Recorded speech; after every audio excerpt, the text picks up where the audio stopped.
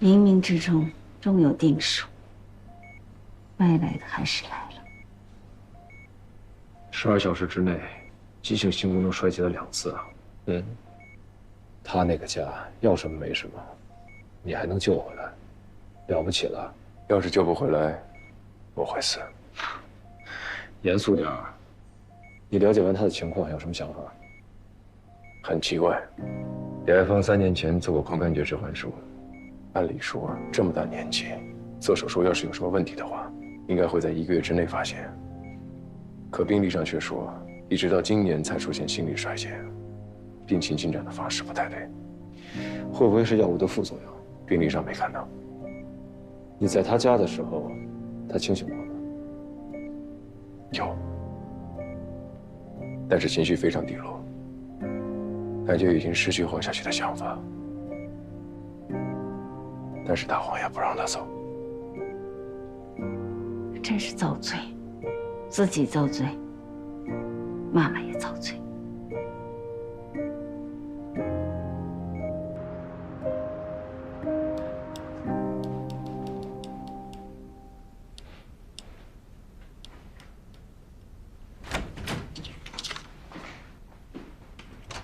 哎，他们人呢？常约他们去看连体婴了，更新新的体重体条数据。你看什么呢？这个位置。这不就是髋关节置换术吗？手术挺成功的呀。髋关节尺颈曲线内侧方的位置上有隐约密度的改变。3年前的片子了。尺颈曲线侧后方的位置的确密度不对啊，是术后局部基体组织出现的手术瘢痕吗？所以不是老年病，是中毒。什么毒啊？考虑是某种重金属物质中毒，需要做血样分析和金属含量测试才能确定。再有就是，患者3年前置换的髋关节，用的是什么材质？之后患者有没有做过别的金属植入手术？要是有一份完整的报告就好了。小医人能口定。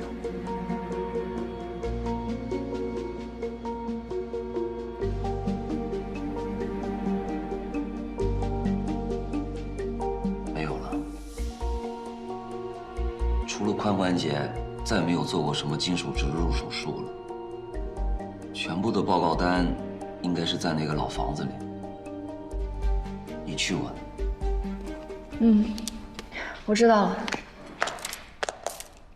你等一等，我妈怎么样了？目前还没有什么问题，还有救吗？你觉得呢？谢小姐，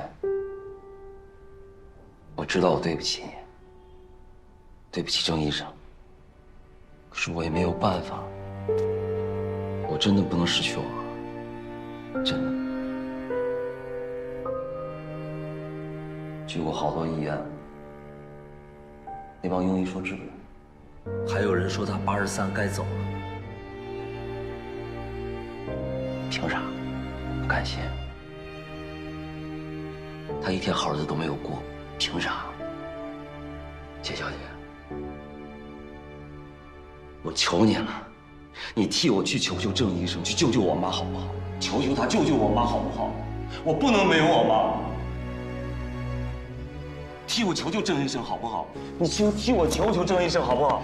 我不能没有我妈，我真的不能，我求求你了，你替我去求求郑医生好不好？好不好？我谢谢你们，我求求你们了，好不好？你替我求求郑医生好不好？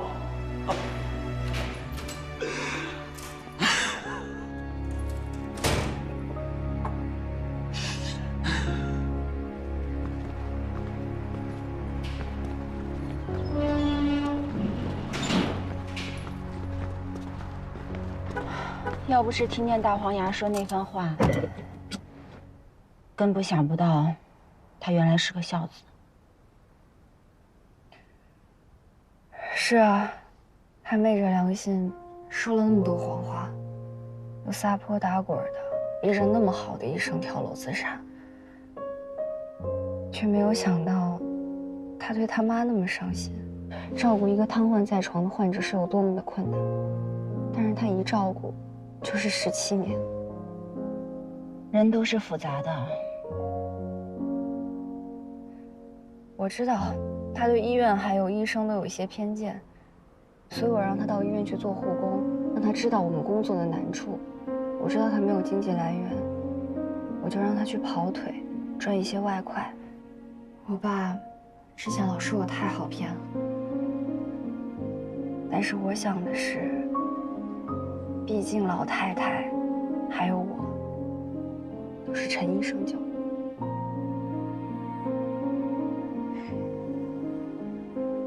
老太太要真走了，大黄牙估计也跟着垮了。这17年，他母亲是他的人生支柱。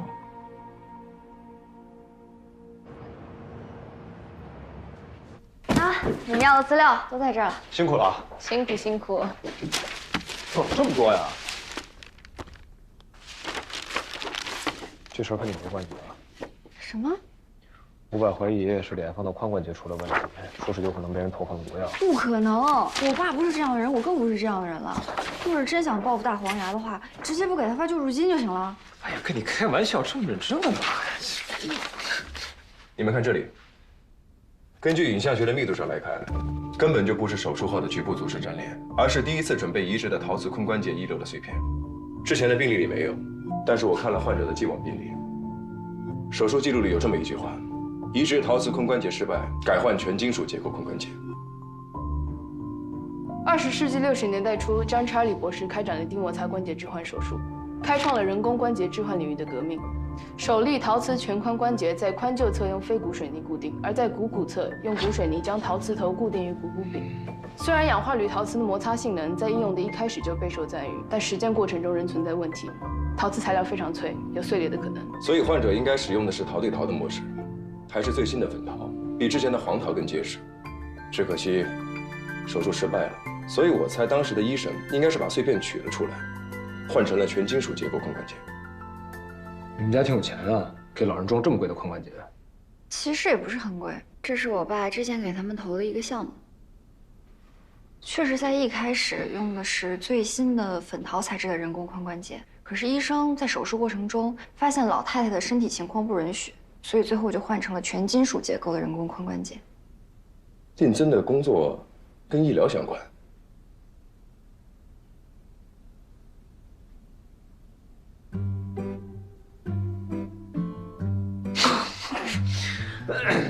你笑什么？没什么没什么，既然有怀疑，就去验证吧，快去麻木吧。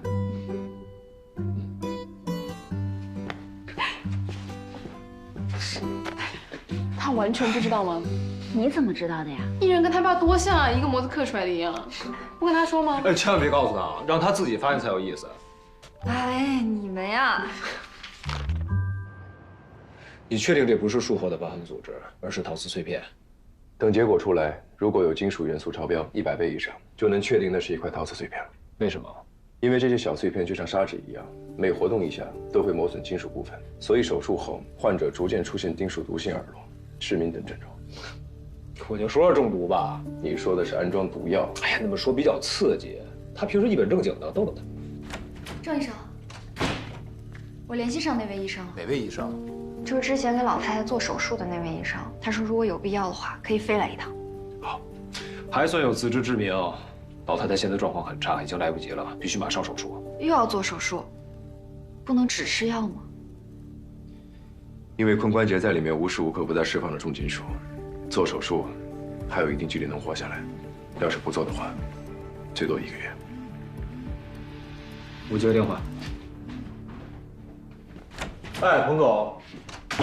云哥，好久不见啊！又想干什么呀？我听说连体婴又回海城了。你说这妇儿医院啊，真够折腾。直接说重点。那我就直说了啊，之前跟您提过的手术直播的事儿，考虑的怎么样了？看来你还是没死心啊。云哥，中国经济这40年是一个大周期，那接下来我们马上要进入一个更快加速的阶段。我是真的很看好这个项目。我也真的很看好这个项目，但是彭总，别牵扯到证人行吗？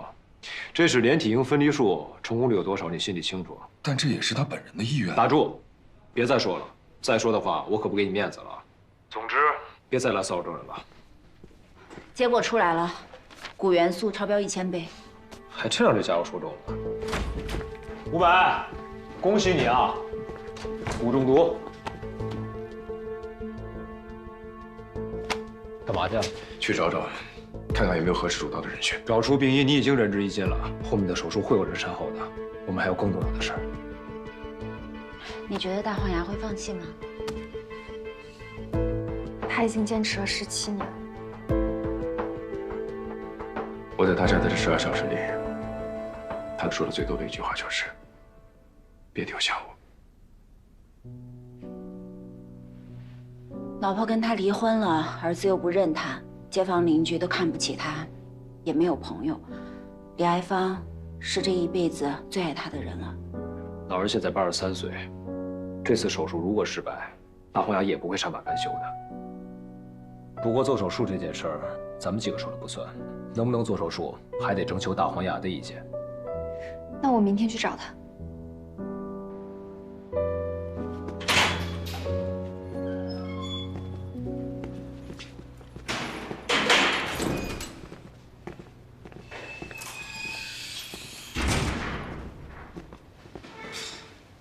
谢小姐，我要到底是什么病？3年前髋关节置换术遗留的陶瓷碎片导致的慢性骨中毒。郑医生同意给我妈做手术了。这个是骨科的手术，郑医生做不了。不过你放心，我们会找到最好的医生。那如果手术顺利的话，多长时间可以恢复好？这个很难保证，毕竟老太太已经83岁了，我们很难保证她不会出现什么严重的并发症，而且之前已经受损的听力和视力也不一定能恢复。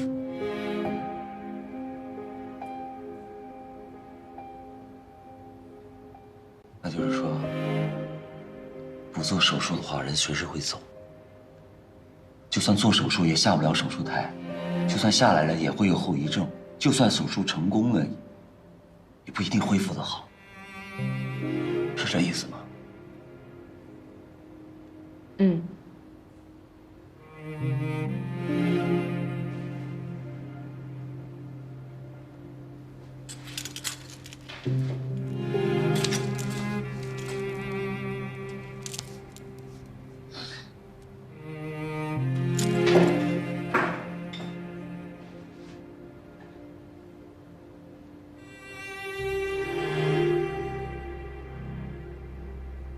想见见我妈。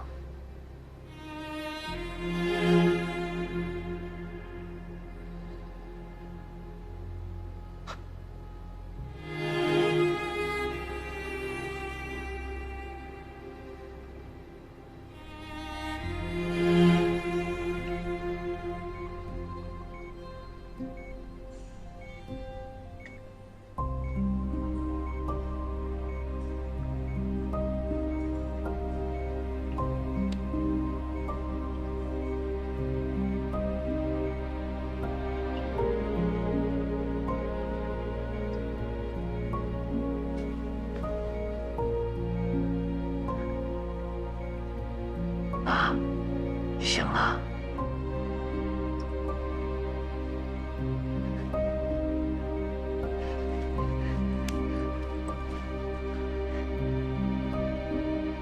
我跟你说个好消息，咱的病医院查出来了，医生同意给咱们做手术。等咱好了呀，咱们就回家了。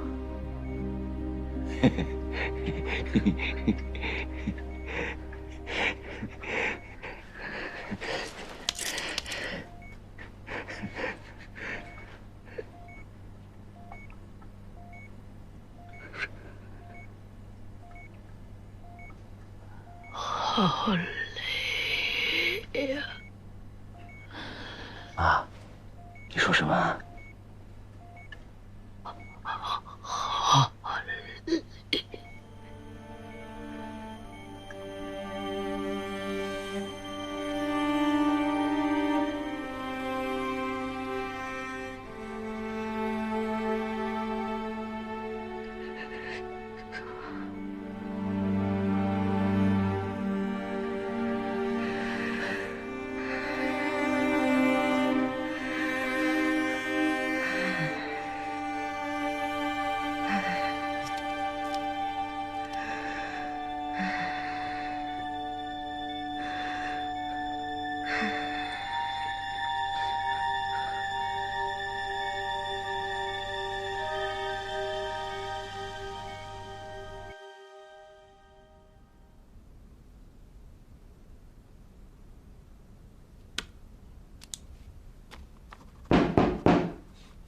进。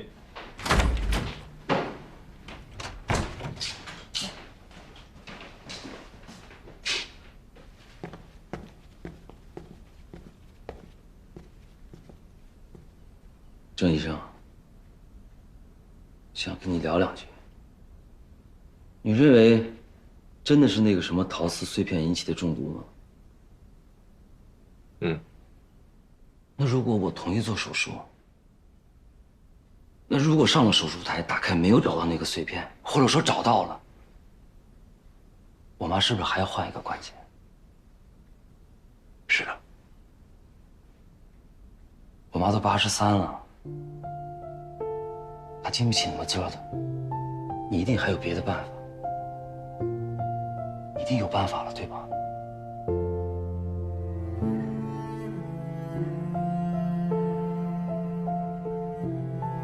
郑医生，我知道你还生了个气，我对不起你。我知道早些年我更对不起您父亲，可是当时我真的没有办法，我真的生气。我冒着雨背着我妈跑了3里地的路，就是为了争取那个宝贵时间。为什么不给我们治病？我知道，在医生眼里，所有的病人都是最重要的，但是在我的心里，我妈才是最重要的。这些年，你看着我为我妈尽孝，不如说是她陪着我。前些日子，谢小姐让我在医院里面当护工。我看到了那些身患绝症的老人，他们就呆呆地看着窗户。我知道他们在干什么，他们就是想在自己还活着的那一点点时间里面，能多看一看自己的孩子。可那些孩子呢？他们找各种理由不来。为孩子拼命的父母太多了，那为父母拼命的孩子呢？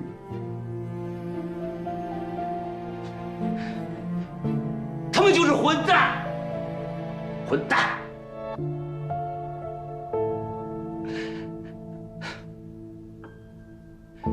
其实我也是混蛋啊！我为了我妈玩过命，闹过事儿，害过人。郑医生，我对不起你。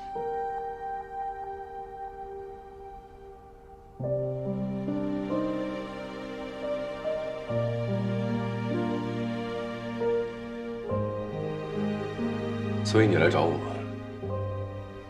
是想让我为你妈做手术？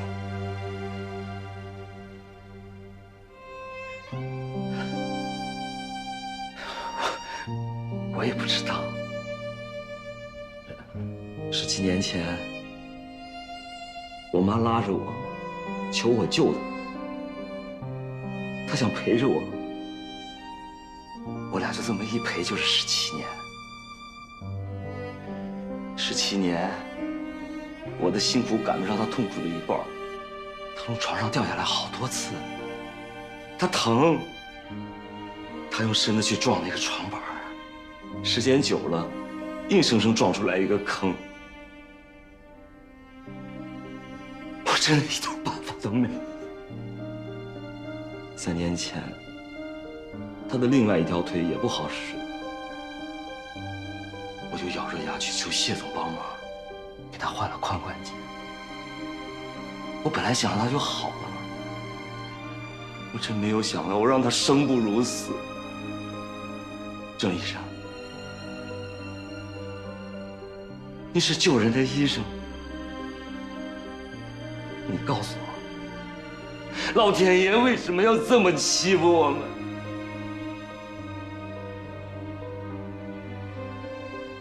为什么？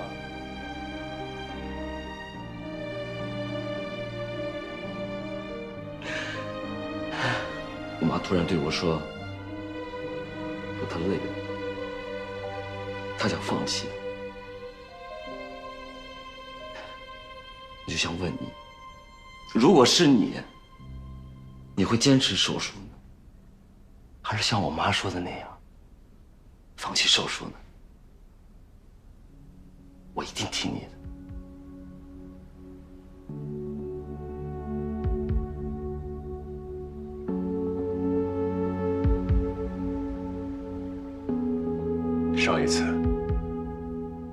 你并没有听从医生的意见。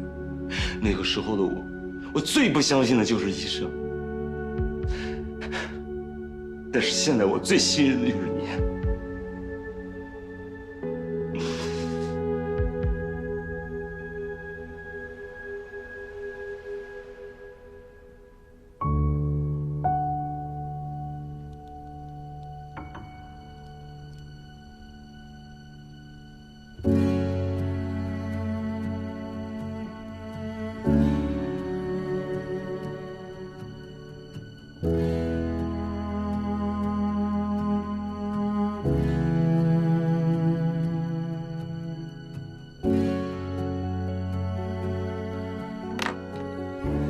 我之前考虑到患者体内没有金属内质物，只能判断钴金属来自于髋关节，但是不做手术，无法验证这一点。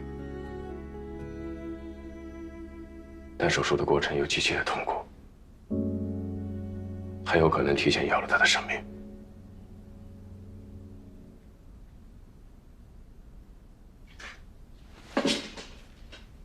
在患者的病症面前，医生和家属从来都不是敌对关系，他们是战友。他们要选择一致的方案。虽然我很想在手术中验证自己的答案，但是如果你选择放弃，我会支持你。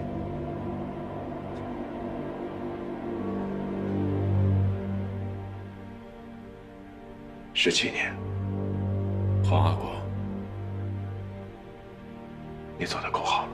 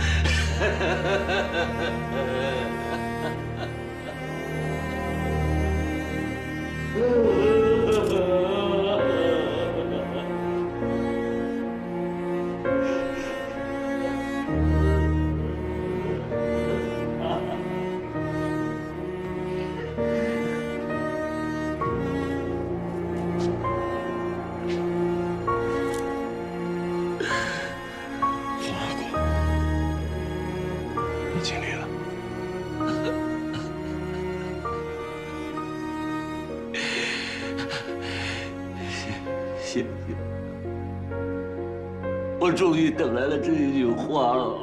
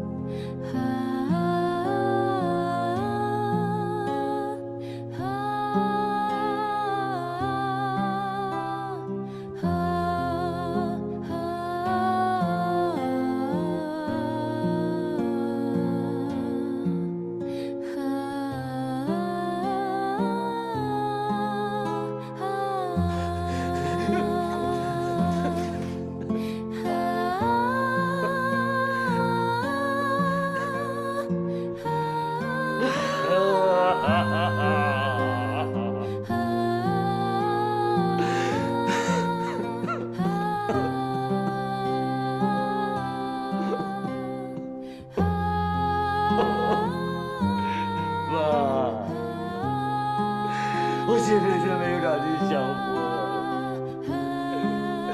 我下辈子一定要让你享福的妈。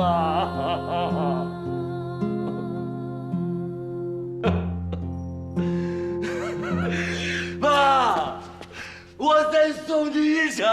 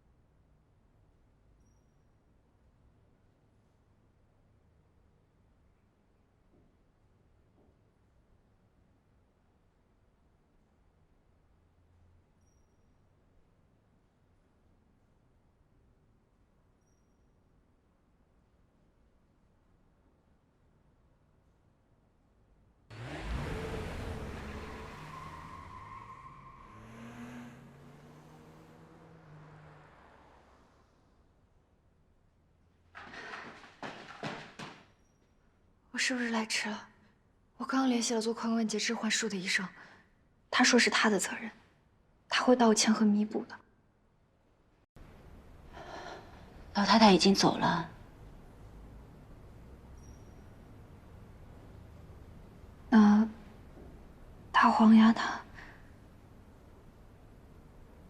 警察送他去殡仪馆了。郑医生也写了谅解书，应该能轻判一些。但是错了就是错了，还好他能来送老太太最后一程。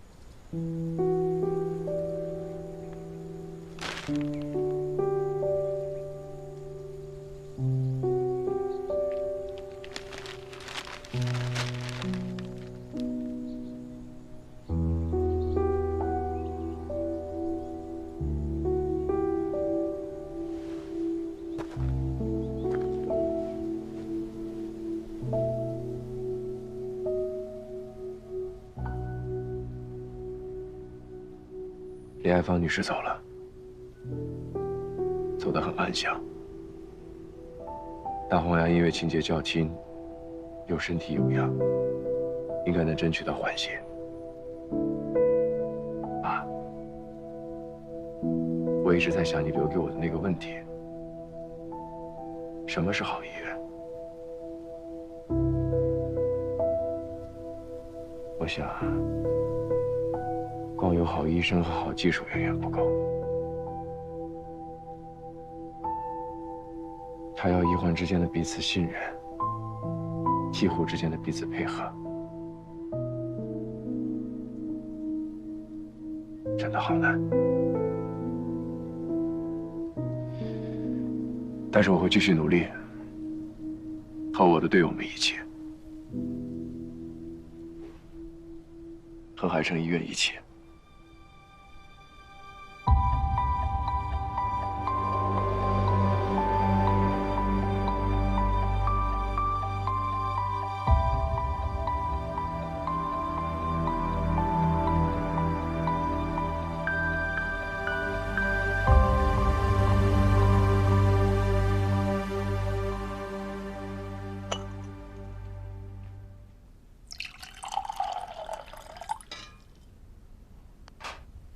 来，秦董，喝水。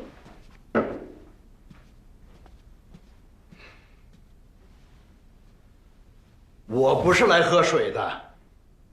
之前几次给你电话，你都敷衍了事，我只能亲自过来一趟了。哎呀，秦董，我知道，但要开除证人需要一个合适的理由啊。证人现在可是我们海城最有名的医生，北大那边也明确表示要挖他过去。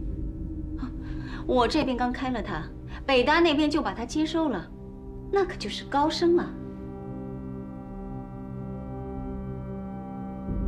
总之，我就是不满意。你看他把海城搞成什么样了？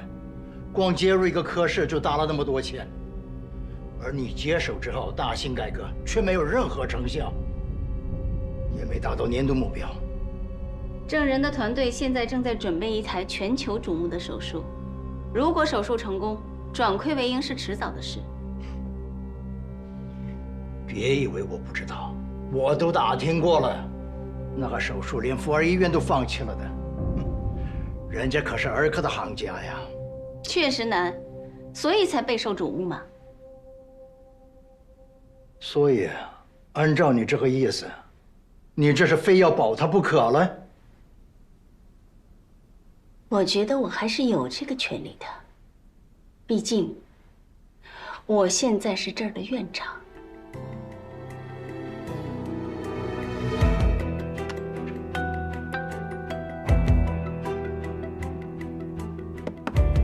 院长，行，你这个院长，我看你还能坚持多久？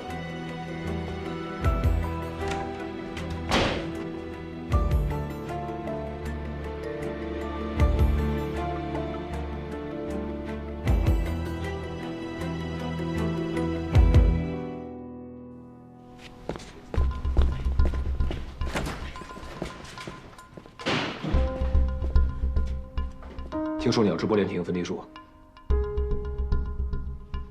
我以为你好点了，没想到现在居然更疯狂。替补和肝癌咱们是有把握的，可连体婴分离术没有啊！你们连虚拟都没有攻克，怎么直播？但凡哪个环节出点问题，这是人命关天的事儿。医院怎么办？团队怎么办？花儿姐怎么办？证人你想过吗？你说完了？我说完了。我可以说话了。正是为了医院和院长以及患者家属考虑，才决定这么做的。什么意思？你认为陈氏夫妻他们为什么会回来？是因为富儿那边说只能做到保一争二，也就是说，为了保证姐姐能活下来，妹妹很可能会成为牺牲品。正是因为这点，使得他们不再信任富儿医院，所以才选择不顾一切的回到海城，来找我们。苏云，正是因为这份信任，我们才要拼尽全力的守住他们的救命稻草。那为什么不选择基础手术，非要选择连体婴吗？是因为你和我说，院长要被逼离职。后来我去找了谢宁，跟他聊成了一个新的合作模式。他愿意出钱出力的支持这场直播，与我们共担风险。如果成功，直播的一半的收益给海城，这样就可以帮院长渡过难关。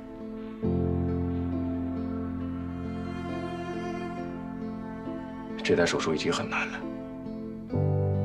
我不想给你们压力。本来打算模拟成功之后再说的。我还是那个问题，直播时手术失败，怎么办？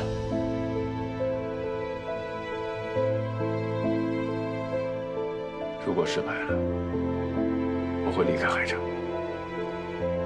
加入谢宁的团队，为他搭建医疗帝国。什么？我不想离开海城。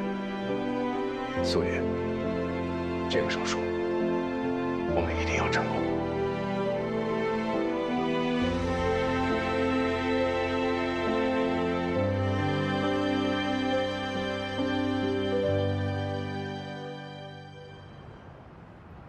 大概就是这样。我们最后决定了，直播连体婴分离术。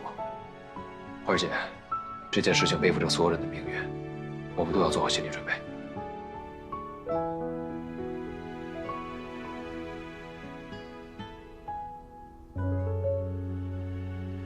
有时候我觉得，冥冥之中，是陈妙在推动着这一切。为什么？他的梦想在这里，他的遗憾也在这里。于是17年以后，他把证人送回到了这里。他让老布得到了解脱，放下了心头最大的遗憾。他也让潘老得到了安慰，看到了更出色的后辈。他更是让我当上了院长，体会到了医院的使命和医院的艰辛，还有医院存在的真正意义。花儿姐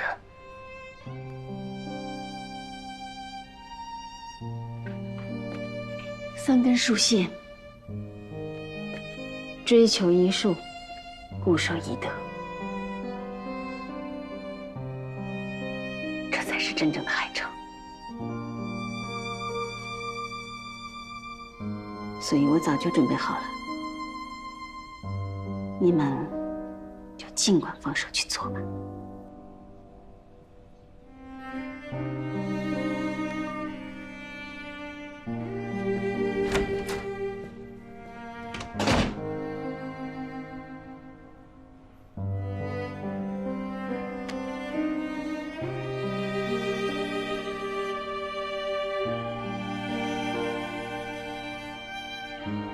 梦想是梦想，梦想终究要为现实让步的。我的丈夫要跟我离婚，请确保我的利益最大化，尤其是海城医院，我不能免费为他做这个手术。我们不是慈善单位。看来你跟老师也没什么区别。我想做连体婴分离术。我已经放弃了。为什么？前期投资太大，回收利润太低。我要业绩，也要人命。我要对海城进行一系列改革，希望得到各位的支持。我们这一代人的海城医院已经成为历史了，现在交接到你们手里，你们更要团结。只有团结才是未来呀。你是个好妻子，但你更应该成为一个好院长。不要辜负我的厚望，让海城的介入科成为华北第一吧。世界第一。我要和你们一起创造中国的门户。那我们就这么约定了。